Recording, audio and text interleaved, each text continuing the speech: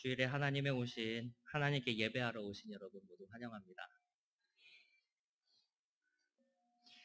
제 핸드폰에 인터파크 쇼핑 어플이 깔려 있습니다.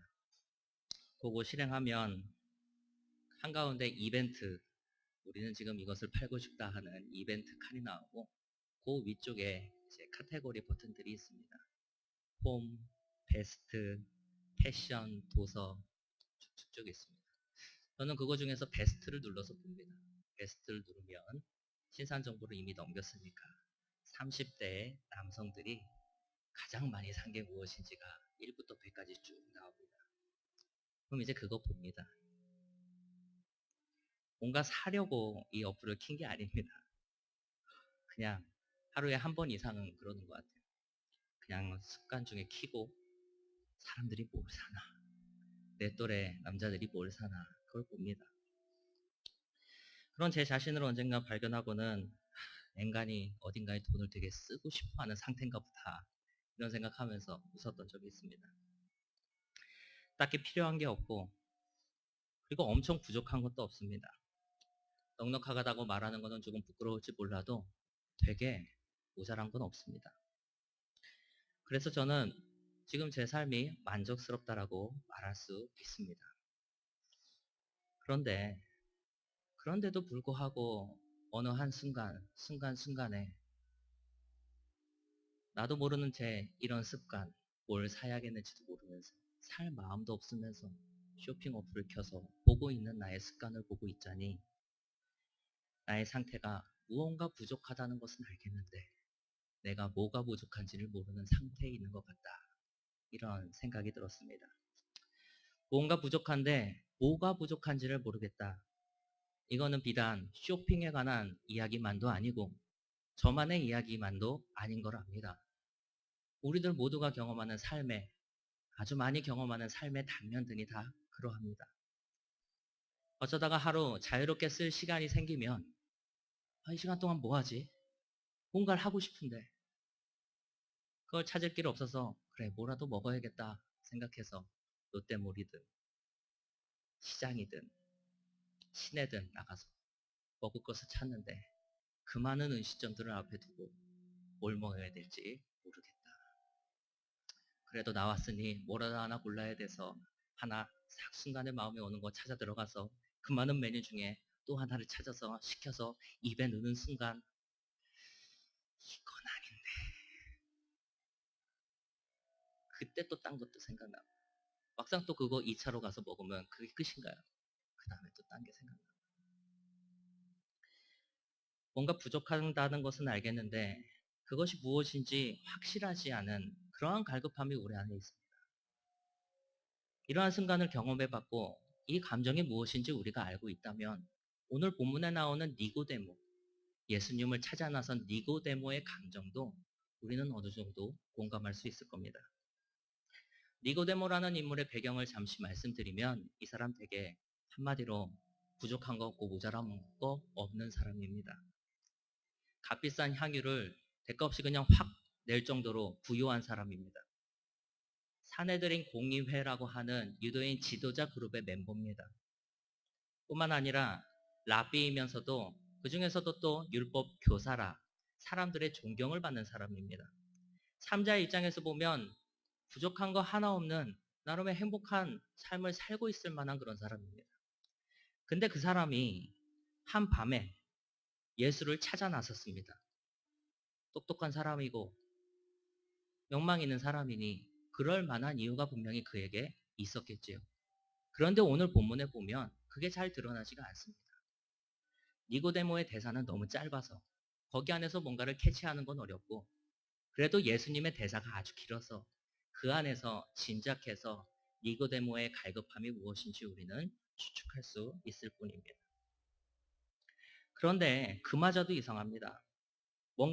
니고데모가 뭔가를 되게 깊이 갈급해 하고 있었다면 예수님을 만났을 때 예수님이 운만 띄워도 거듭남에 거만 했어도 맞아요 예수님 내가 찾던 게 그거였어요 라고 말했어야 할 텐데 대화가 그렇게 흘러가지가 않습니다.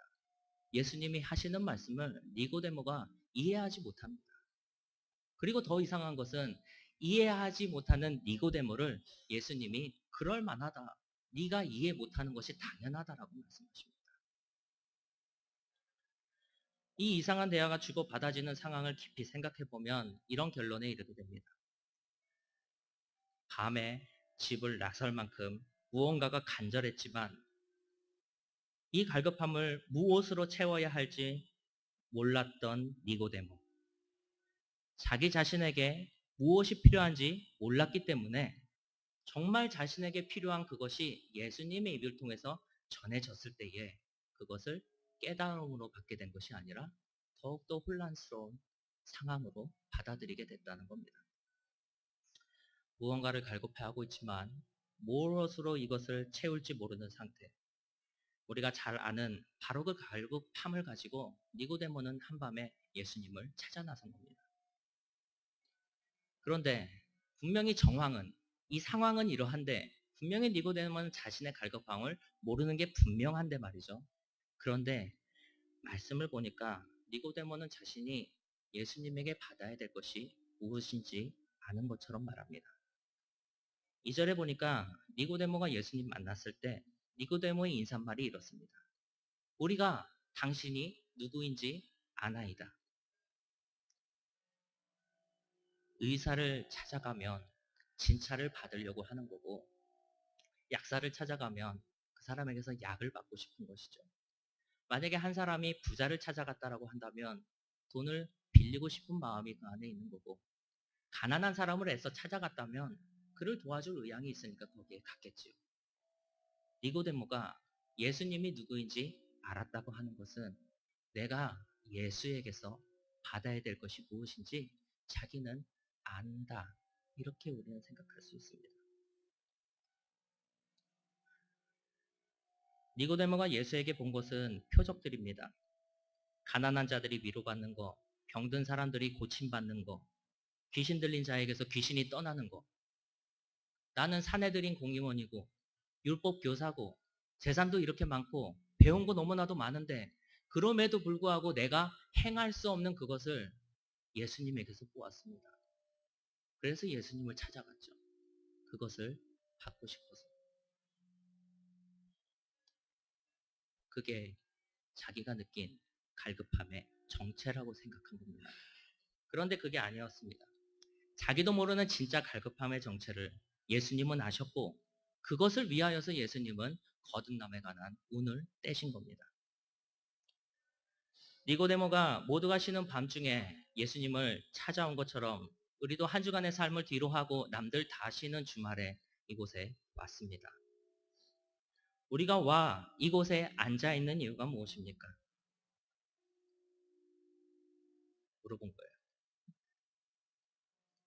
성도로서 마땅히 해야 할 주일 성수, 거룩한 의무이기 때문에 맞다. 이렇게 생각하실 수도 있습니다. 그저 하나님 만나러 내가 이곳에 왔습니다라고 은혜롭게 말할 수도 있습니다. 나와 내 가족, 또 사랑하는 이들을 위해서 기도하기 위하여서 내가 이곳에 왔다라고 말할 수도 있습니다. 혹 너무나도 솔직한 마음으로 입 밖으로 내지 못하여도 습관인 것 같다. 이렇게 말할 수도 있습니다.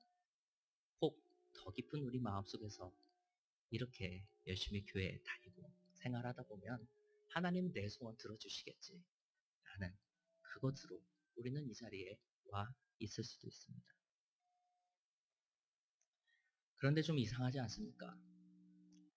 이런저런 각자의 갈급함을 가지고 매주 이곳에 오고 있는데 왜 하나님은 이걸 채워주시지 않을까요?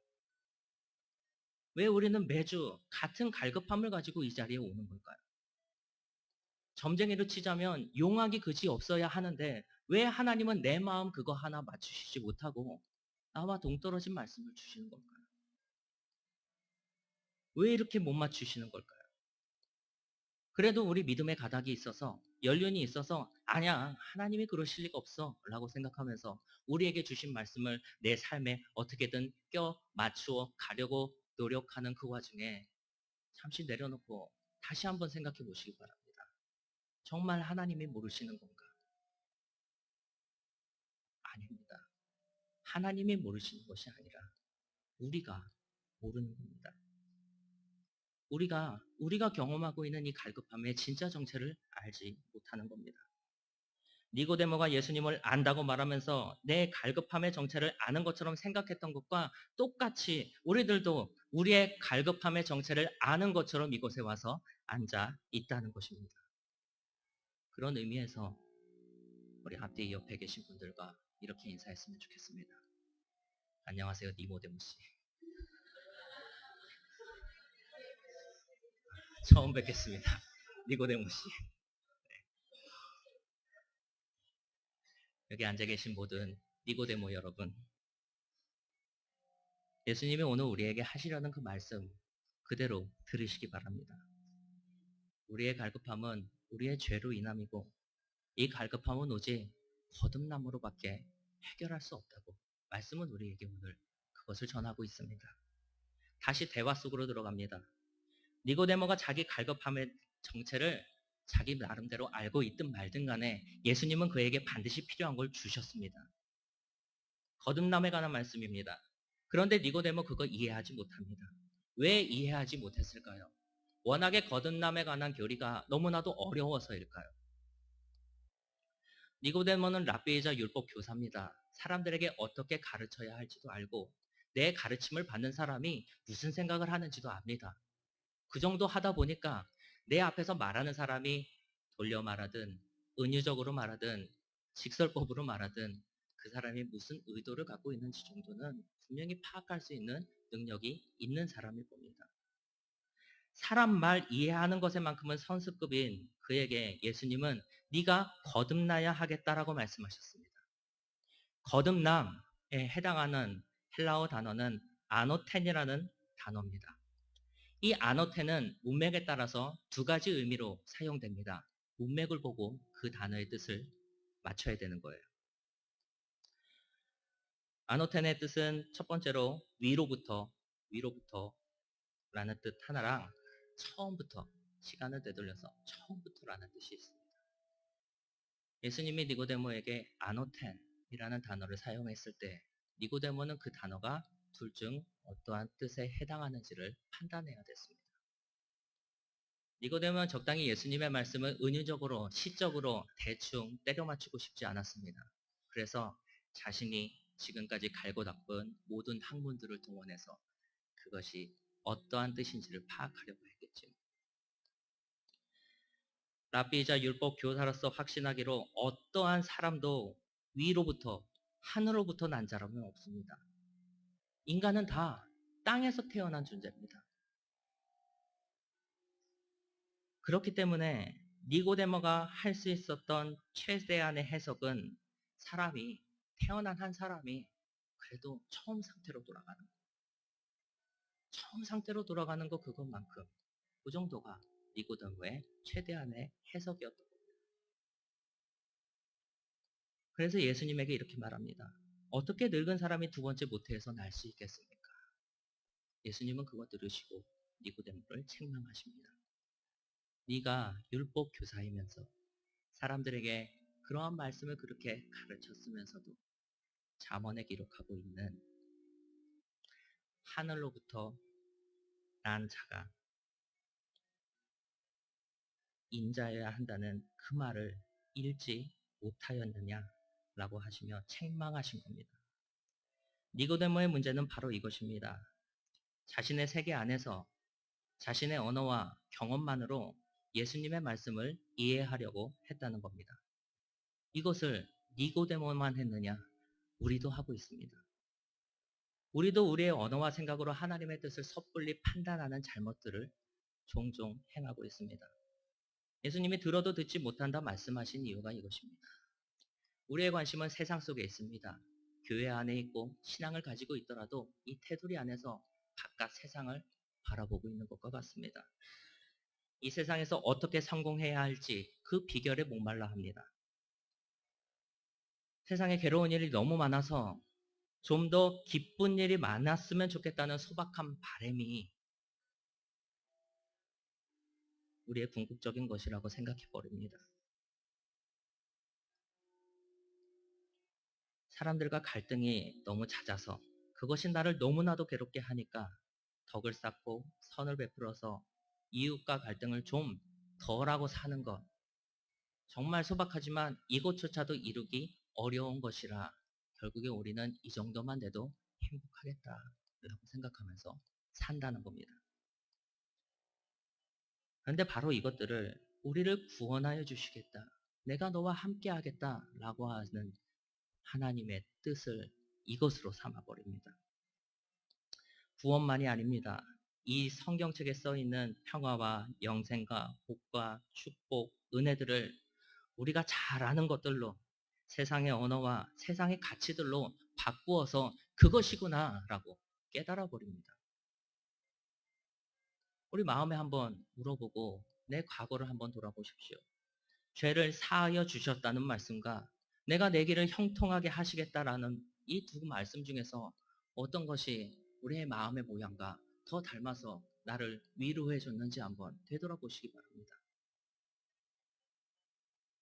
이렇게 되는 이유는 바울이 로마서에서 정확하게 짚어주고 있습니다. 우리가 죄의 종노릇하고 있기 때문입니다.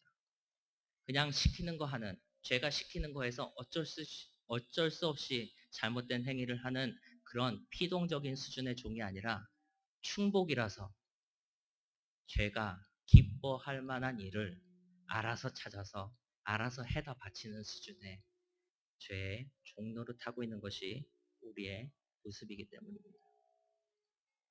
그래서 성경이 적고 있는 은혜들조차 우리 안에 있는 욕망의 구덩이를 채우는데 사용해버립니다. 하나님이 우리들에게 주신 율법은 물론이었고 오늘날 복음의 은혜마저 물질과 평안의 복, 내가 세상에서 추구해 못지 않는, 바라지 않는 바로 그것을 추구하기 위하여서 주님이 주실 은혜와 평강과 복들을 이해하는 겁니다. 이런 상태의 우리들을 위해 예수님은 거듭남의 의미를 한 번 더 우리들에게 풀어 설명해 줍니다. 물과 성령으로 나지 아니하면 이라는 말씀입니다. 물과 성령이 의미하는 바는 죄 씻음과 성령의 감화입니다. 우리는 죄의 종로를 타던 상태에서 벗어나야 됩니다. 이것은 오직 예수 그리스도의 십자가를, 은혜를 믿는 믿음만으로 가능한 겁니다.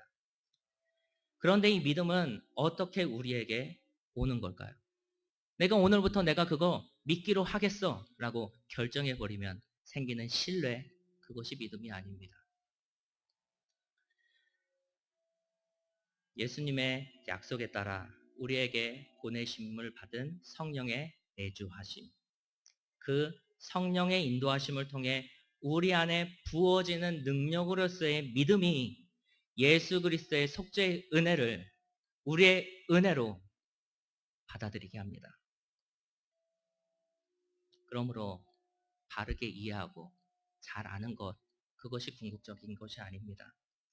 우리 안에 내주하시는 성령을 찾는 것, 그리고 만나는 것, 그래서 마음이 움직이는 것, 마음이 감화되어서 그 인도하심에 따라 예수 그리스도의 속죄함의 은혜를 만나는 것, 바로 물과 성령으로 거듭나는 것입니다. 물과 성령으로 거듭나기를 구하시기 간절히 축원합니다. 이 말씀을 지난 한 주 동안에 제게 주어졌습니다. 하나님은 저를 이 말씀을 두고 고민하게 하시고 묵상하게 했습니다. 그러다가 마음에 감동을 주신 후에 이 많은 문장들로 설교문을 만들어서 여러분 앞에 서게 하셨습니다. 성령의 인도하심에 이끌려 저는 오늘 이곳에 서 있다 말할 수 있겠습니다. 그런데 저만 그런 것이 아닙니다. 여러분들도 그러합니다. 성령님은 이곳에 앉아있는 여러분의 마음속에서도 일하셔서 한 주간 살아가게 하시고 나름의 여러 이유들을 가지고 이곳에 나올 마음을 먹게 하셨고 그 길조차 평탄하게 하셔서 무사히 저 문을 지나서 이곳에 와서 앉아있게 하셨습니다. 그리고 여기에 준비된 이 말씀을 여러분과 만나게 하셨습니다. 그러므로 우리는 이미 성령의 인도하신 그 한가운데 서 있는 겁니다. 그렇기 때문에 마저 그 인도에 순종하시기 바랍니다. 거듭남을 구하라는 성령의 인도하심에 순종하시기 바랍니다. 하나님 뜻에 순종하여서 오늘 말씀의 뜻에 순종하여서 성령의 감동과 속죄의 은혜를 통하여 주의 성도로 거듭나는 저와 여러분이 되기를 간절히 축원합니다. 기도하겠습니다.